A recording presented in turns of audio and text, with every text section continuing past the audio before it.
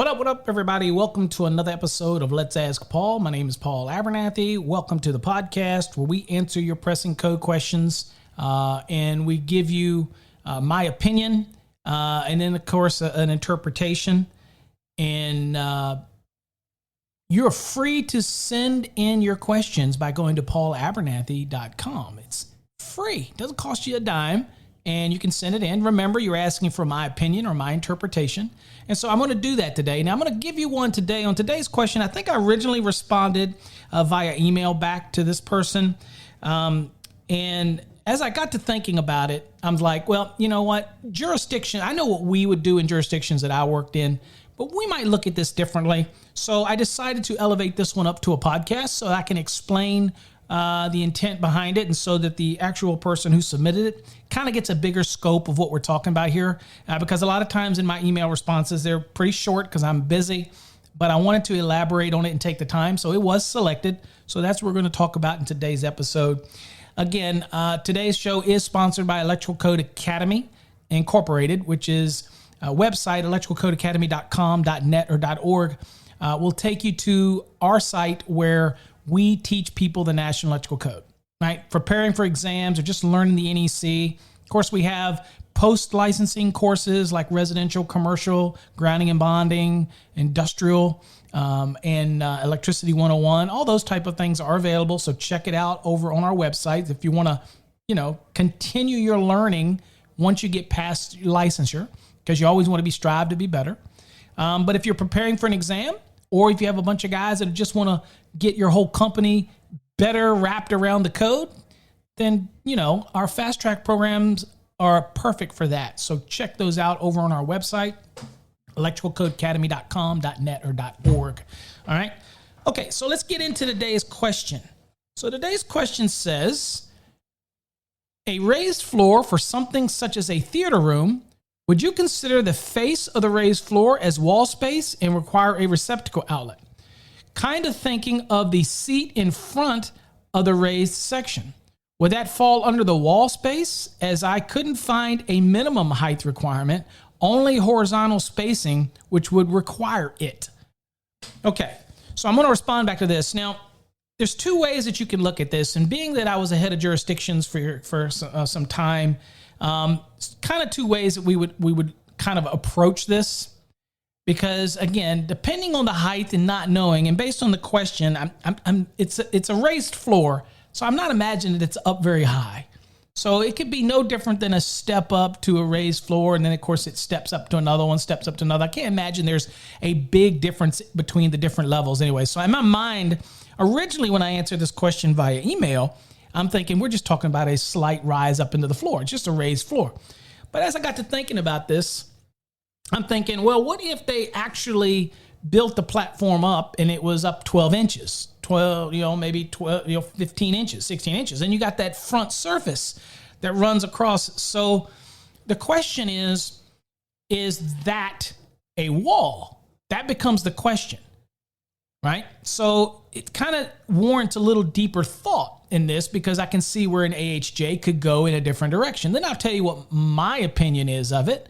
And again, you can agree to disagree with my opinion. Trust me, I have tons of trolls out there who disagree with my opinion, and that is perfectly fine with me. The fact that they lose any sleep worrying about my opinion just makes me giddy, if you will. So at the end of the day, let's look at it. So the first place that I want to take this person to is, since we're talking wall space, we're obviously going to go to 210.52. Okay, 210.52 is what I tell people all the time. This is the holy grail of residential wall spacing, receptacle outlet requirements, and all those type of things, right? We start at 210.52A for the general provisions, wall spacing, 6 12-foot rules. Then we move into B for the small appliance applications, right? Then we move into C, which is a countertop and work surfaces, and we get all the rules for that. Then we move into D, which is dealing with bathrooms, and it kind of goes from there, right?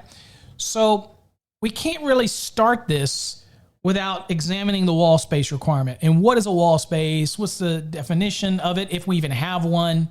So let's start our journey in 210.52. Okay, so the first thing I'll say in 210.52 is it says dwelling unit receptacle outlets. It says, and we're at 210.52 not any of the subparts yet or subpieces. We're right at 210.52. It says, this section provides requirements for 125 volt, 15 and 20 ampere receptacle outlets. It says the receptacles required by this section shall be in addition to any of the receptacles that is as follows. So it gives you a 1, 2, 3, 4.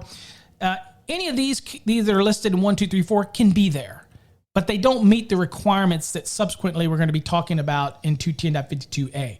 But you can have them if you want. This is a good example of this. Is number 4 says you could have a receptacle and somebody puts it up above 5.5 feet, let's say for a TV. Well, because it's over 5.5 feet, it's okay to be there, but it can't meet the spacing requirements because it's over 5.5 feet.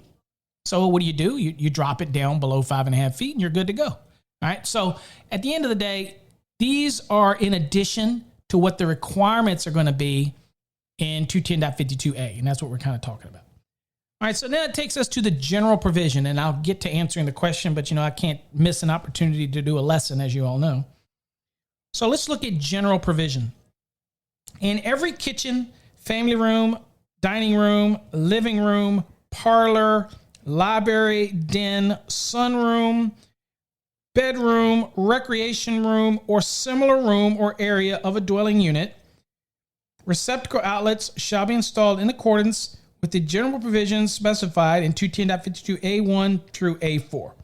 Okay, first let's talk about the elephant in the room.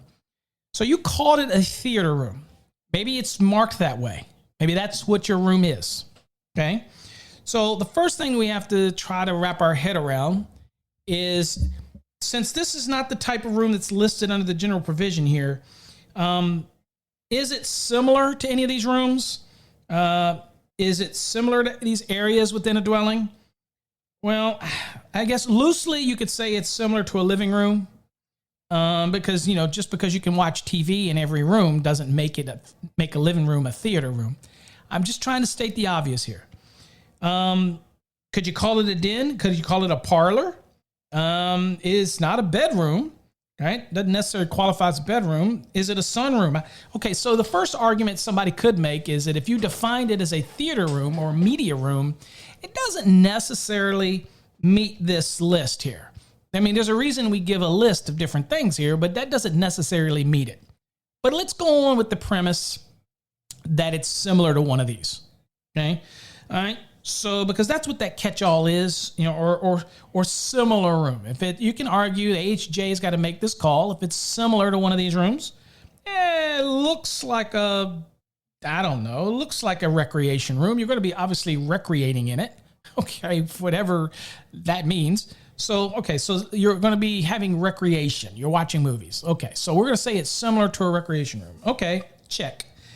Now, because of that, it's got to meet the requirements of 210.52a1 through a4. So first to a1. So the walls itself, here's what it says. It says receptacles shall be installed such that at no point measured horizontally along the floor line of any wall space is more than 6 feet from a receptacle outlet. Okay, makes sense. So we have to break in the floor line as the door. We have to have a receptacle within 6 feet. Could be at 4 feet, 3 feet, 2 feet, 1 foot, but it's got to be within 6 feet. And then we can go a maximum of 12 feet, because right in the middle of those two receptacle outlets, it would be within 6 feet of a receptacle to the left or 6 feet of a receptacle to the right. So that, in a sense, meets the compliance. So that's where we came up with the 6 and 12 foot rule. Okay. Now remember, we're talking about the walls that confine a room. That's what we're talking about so far. All right. So that's our spacing. The next one is A2. Now this deals with wall space. Now we don't have a definition of wall space, so we have to use common sense. Of course, we could go to the IRC maybe and read something here. But typically when I think of a wall space, I'm thinking of something that is separating spaces. All right. Or separating a location, even a knee wall, even a half wall, even in a toilet, in a bathroom, you have a toilet room and it has a little knee wall. That's a wall that separates spaces, right? So that's my thoughts, or the way my mind goes when it comes to wall spaces. Okay. Now I'm going to play devil's advocate again, and people hate that. They just want it to be black and white, but I'm going to go there. So let me read this to you. And we're talking, if you're following along in this podcast, 210.52A2. And if you haven't gotten your code book, I'll hold. Just pause me. And here's what it says. It says wall space. As used in this section, a wall space shall include the following.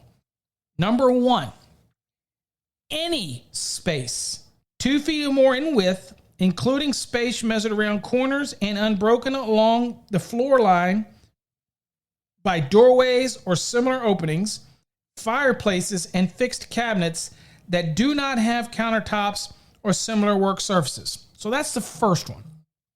Okay. So this is the one that most people will hang their hat on here. They'll say, Paul, it actually says any space. Okay.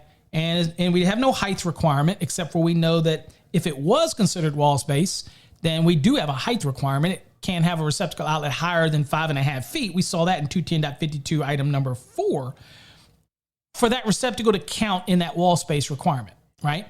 So we do have a maximum height that can be qualified as meeting the provision. So we do get that.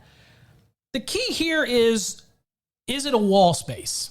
So the way the question was asked, and again, the question says, a raised floor for something such as a theater room, would you consider the face of a raised floor as a wall space and require a receptacle outlet? I think it entirely depends on whether or not the AHJ determines that is a wall space. I know it says any space, but it's under the premise of wall space. That's what's bolded out. That's what A2 is all about. So I guess the question is going to have to be whether or not the AHJ considers that a wall or not. That's going to be a big determination. To me, and I'm going to tell you my opinion, is if it's not a separated wall or it's not something defining two spaces, or it's not something like this dividing, and we'll see that in a second with item 2 and item 3. If it's not, and it's just a raised floor, then I'm going to call it just a raised floor. I'm going to call it a raise in elevation, right? No different than a stairwell has a raise in elevation. I don't consider that face of the stairwell, if you have a stairs in the middle of a wall, I'm not going to consider those treads, the height of I'm not going to consider that wall space as it goes around the room, okay? Because that is a break in the floor line. So at the end of the day, I think what I would probably interpret it as, if that's just a raised floor, I would not consider that a wall. That's just a change in floor elevation. And that's me, right? That's me. If you create a wall, let's say a 2x4 wall with studs, like you have an island in the kitchen, there's a difference between a cabinet that's stuck in the floor and an actual wall that's built up and you push cabinets against it. Then you have a wall. The cabinets are just pushed against it. So it might be an island, but it's how it's constructed that could be whether or not you're talking about a wall or you're talking about just cabinets. You get me? So when it comes to this here, I am not going to immediately just say a raised floor without more details or pictures or images. I'm not going to say a raised floor is a wall space, right? Now, if the raised floor is out in the center, say I've done some media rooms in the past, and you come into the media room, you have your 4 walls, and then you have the different levels of the floor. And it might stick up, 8 inches, 10 inches from different floors, kind of get that elevation. Again, I call that floor area. I do not constitute that being a wall. That's just me. You have to be very careful because I can see where in AHJ, somebody might look at this and say, well, it says any space. Yes, it is any space within a wall space, all right? So I can truly get it. Somebody reading this, and I am more than sure there are folks out there that do podcasts and do other videos and whatever that's going to say, Paul, you're wrong. That is a wall space. Hey, you do you. You do you. I'm going to tell you that my interpretation is I would not consider that a wall space. I consider that a raised floor. It's the floor space, not the wall space. I think of walls as a divider, separating, cordoning off spaces, things like that. I don't consider that when it's just a change in elevation of the floor. I don't consider that front to be wall space. I don't. I just don't see the now, if you want to put something in there, go for it. But I don't consider it. All right, so that was 2-1. And again, you can agree to disagree. That's fine. Call me what you will. That's fine. Difference is I'm still going to be here and you're going to be where you are, and doesn't matter. Item number 2 says the space occupied by fixed panels in walls, including sliding doors. So the whole premise here is talking about like a sliding door. You have the fixed panel on a sliding door. One part slides and one part's fixed. That fixed part counts as wall space. The sliding part would not, but that is in a wall. Okay. And then the third one says a space afforded by fixed room dividers, such as freestanding bar type counters or railings. So again, it's dividing spaces, right? So you interpret it how you want. I have to tell the person here that originally, again, my interpretation of the way I would enforce it, if you're asking my opinion, that if it's a raised floor, it's a floor area that's raised. It doesn't constitute walls. That's me, okay? Now, I have seen areas, and obviously this wouldn't apply because I've seen this in other than dwellings, whereas there's the aisle you walk in and you have the seating, and then they obviously build a wall in front of it and the seats are behind it. Well, if that was done like that in a residence and you actually framed up a wall, like a 2x4 wall or whatever you're framing up, okay, then that's a wall space, all right? Now, I would even argue that to me is not constituting a wall space if it's not connected to the exterior walls that are dividing the space. But you, again, do you, and you say, look, the code says any space 2 feet or more in width. I get you. If that's how you want to rigidly enforce it, you go for it, okay? But at this point, I don't consider a raise in the floor to be a wall space, okay? So there you go. There's my opinion of it. You can agree to disagree. I gave you my 2 cents for that one. And that's my opinion on that. Let's go to the next question for the day.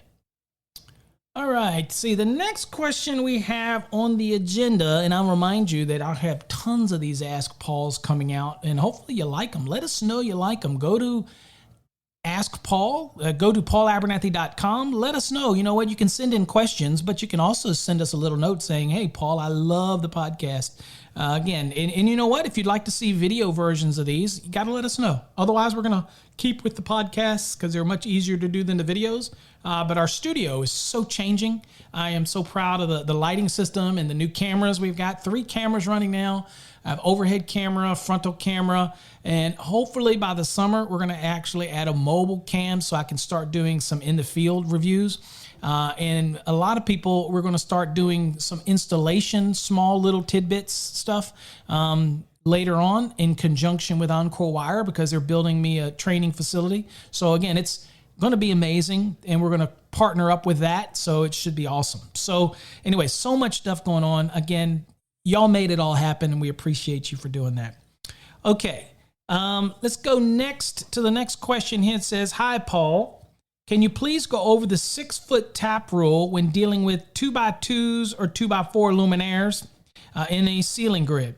Can you loop in and out of fixtures while using 12-2 MC, or do you need a box and come out with 6-foot flexible whips? Thank you. Okay, so here's the thing. You're talking about whereas you would daisy chain luminaires together. Now, you'll notice in the top of these luminaires, right, that you actually have the plate where you come in and it has the knockouts. Typically, it'll have 2 knockouts. It is very common for somebody to come in from a junction box and follow the rules. Again, MCs, unsupported. You're allowed to go up to 6 feet. Again, it's considered supported at the connector. We clarified that very clear in the code in Article 330. Okay, and we'll even go look at that in a second. But the question really is, if I come from a box to that, can I jump out of that and then go jump to the next luminaire, right? And the answer to that is absolutely you can. And remember, the same supporting rules are there because remember, we're going to see it when we go look at 330. It's considered secured. It's considered supported. But we need to look at the little pieces there to see if that is totally 100% accurate. So let's go look at that right now. If you got your code books, pause the podcast. Again, it's a non-visual thing, and then we'll go look and see what the code says. All right, if you got your code books, you've got it all open, we're going to be in, here's a little tip for you. Even if you're preparing for exams, there's certain code sections that you should just kind of commit to memory, especially if you're in chapter 3, right, which is the wiring methods. Always remember that dot 10 is use is permitted, dot 12 is use is not permitted. That's the kind of thing. Remember, dot 24 is your bending radius rules. It's going to apply whether it's 334.24 for non-metallic sheath cable, 320.24 for AC cable, MC cable, 330.20. So they're just things that you commit to memory, right? And so one of the ones to commit to memory is the securing supporting requirements, and that is dot 30. So that is very consistent with the wiring methods to be in dot 30. So, just anything that can make your navigation of the National Electrical Code a little easier, then that's a bonus. That's this little tip. It's not one of those little people tell you they'll give you these secret tips to help you pass an exam. That's BS. Okay, there's nothing that takes the place of learning and studying and learning all of those natural tips that are like, okay, I want to learn the different sections and I want to learn how they're the same in different articles and things like that. That's important. Those are tips, but they're not tricks. They're tips that help you in navigation. Plus, if you're stuck on something and you know the question's asking you about supporting or securing, all you need to know is which wiring method it is, and then boom, you can hit right there. And so, again, that's the beauty of understanding the different sections, at least locking them away in your head. Now, I tell my students all the time, this is a perfect time to create flashcards. And in our fast track system, we have a flashcard system that allows you to create unlimited flashcards on the fly. And so these are the kind of things that you make flashcards on. And you just keep hammering yourself. When you've got an extra 10, 15 minutes, boom, boom, boom, you just hammer yourself on these flashcards, okay? All right, so we're going to be in 330.30. And obviously we're talking about, it's in the question, we're talking about unsupported cable. So we're going to be in D. Okay, so D is titled unsupported cables. Here's what it says. It says type MC cable shall be permitted to be unsupported and unsecured where the cable complies with any of the following. So we've got three options here. It can comply with any of these. So the first one is talking about fishing between access points through concealed spaces in finished buildings or structures, and supporting is impractical. Well, I mean, look, this is a situation where the building is finished and you need to add another circuit, a branch circuit from point A to point B, okay? Well, I'm not going to pull off the gypsum board. I'm not going to destroy the building in order to get from point A to point B. So this is in finished work, okay? Not in new construction, not, oops, I forgot something before the CO. This is in finished work, then you're allowed to do fishing, okay? Now, number 2 happens to be the one that's going to deal with us. But number 2 says, if not more than 6 feet in length from the last point of cable support to the point of connection to luminaires or other electrical equipment, and the cable and point of connection are within an accessible ceiling. Okay, so that was in your question, that it was a suspended ceiling, and you want to go. So the next question that people say is, well, what is that last point of securement? Well, go to the very bottom of this one under 3. So we're still in D, but go to the bottom. What does it say? It says, for the purpose of this section, what section? Well, section 30. That's where we're at. It says type MC cable fittings shall be permitted as a means of cable support. Okay. And the whole premise here of D is unsupported cable. So the fitting is a means of cable support. So if I go to the first luminaire, and then I go from that luminaire, I can go up to 6 feet to the next luminaire. It's considered supported, and it's most certainly considered secured because it's secured to the luminaire. So to answer your question, in a suspended ceiling that is accessible, I can go up to 6 feet, so I could daisy chain these out and not have a problem, okay? And remember what we're talking about here. We're talking about a luminaire, a 2x2 or 2x4 that has an access panel in the back with the knockouts. If there's 2 knockouts there, then obviously that's the whole intent here is I come in with one, I go out and loop to the next one. Perfectly okay to do that. Now, you're permitted to do this. That's why it says it shall be permitted. If you don't want to do this, you don't have to do this. If you want to install a junction box along a trunk line and pop out of every junction box to every individual luminaire, you can do that as well. Now, here's the other thing. people say, well, you're using the luminaire as a junction box. No, I'm using the connection point in the luminaire as the junction box because that's where you make the junctions, right? What we're not talking about is where people talk about taking luminaires and butting them end to end and running the conductors through the luminaires from one luminaire transitioning into another one, into another one, into another one that are butted together with maybe at the end you've got nipples. That is using the luminaire as a raceway. That is not what we're talking about here, okay? And that's for a whole different episode on that. What we're talking about here is the portion of the luminaire where you come into the back of it and you make your splices, okay? You most certainly can come from a junction box, go up to 6 feet, go into that one and come out of that one and go to the next luminaire, which could be up to 6 feet away. You're perfectly fine. And that is unsupported cable. That's what this rule is about, being unsupported is all about. Okay? So hopefully that answers that question that people ask me all the time. The whole rule here is the allowance for unsupported cable. In this case, it's very specific to being what?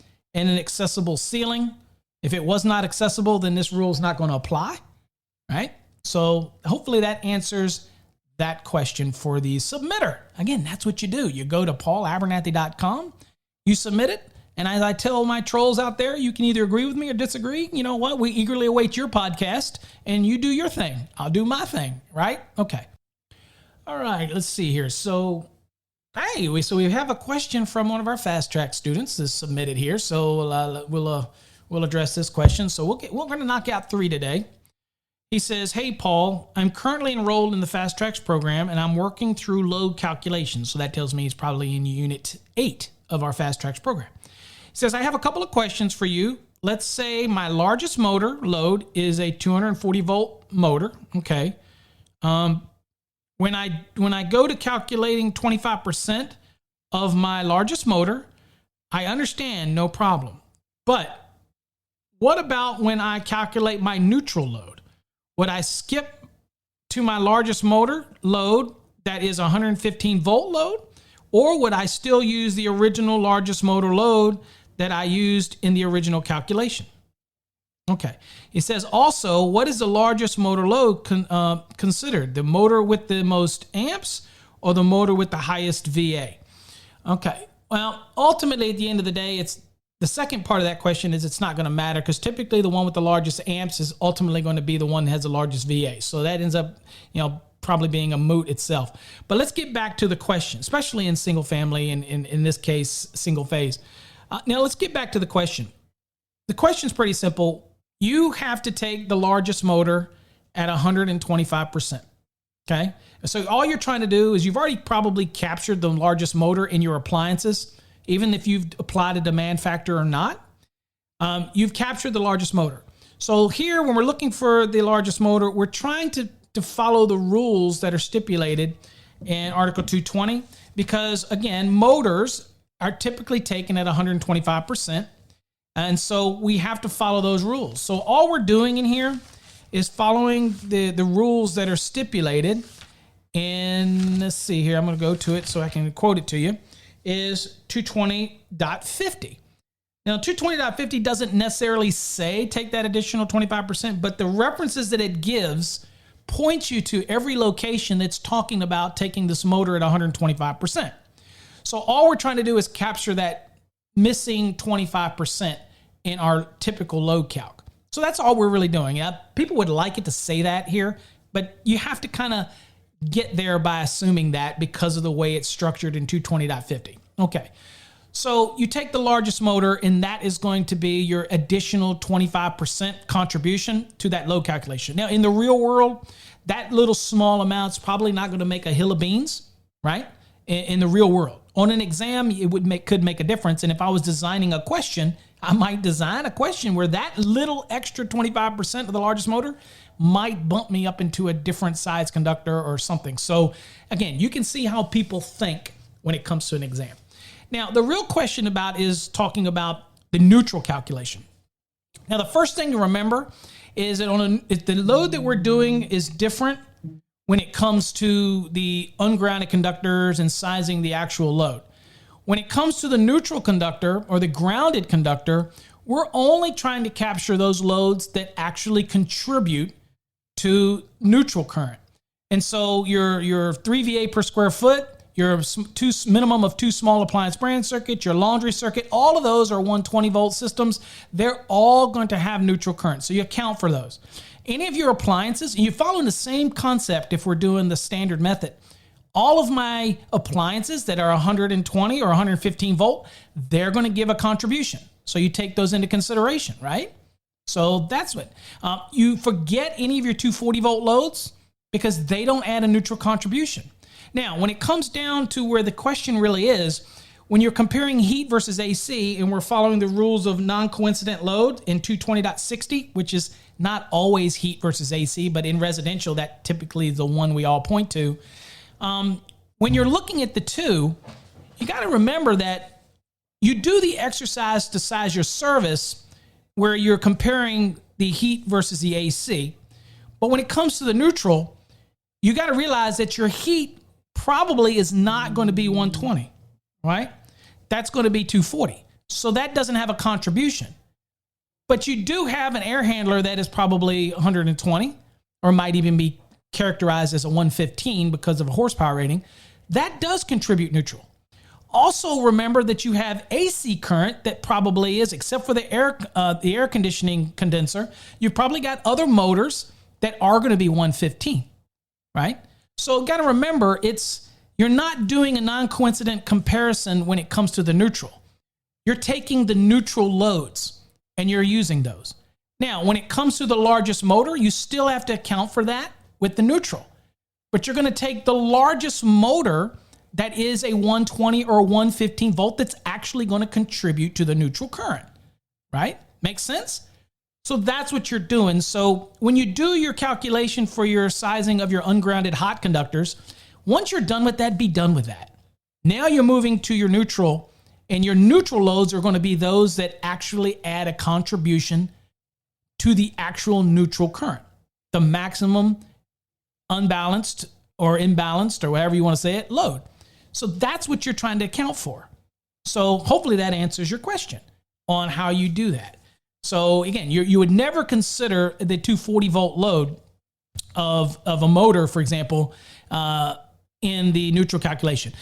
Now, we don't want to forget, though, that you have things like ranges, and we have rules in 220.61b that we have to follow, the 70%, and you're going to use the actual value that you calculated when you sized it for the ungrounded hot conductors, but then you take that at 70% and you add that to the neutral load. Same with the dryer, okay? So those 240 volt loads most certainly are going to have a contribution, right?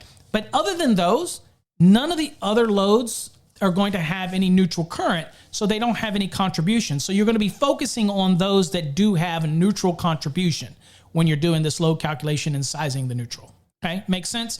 Also, at the end of the day, remember that it can't be smaller than what's given in 250 102C1's table. So it can't be smaller than that, right? And it's still got to be sized to handle the maximum imbalance loads. So you have to do the calculation and take those things into consideration.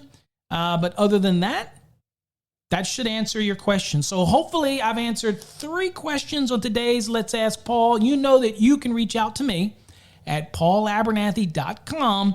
I am more than happy to answer your questions. If you'd rather have an email, just let me know. But we choose whether or not they can be made into a podcast. And if we do, we will have it on there and you can listen to it just like today's episode. So hopefully you got something out of it, folks. Until next time, stay safe. God bless.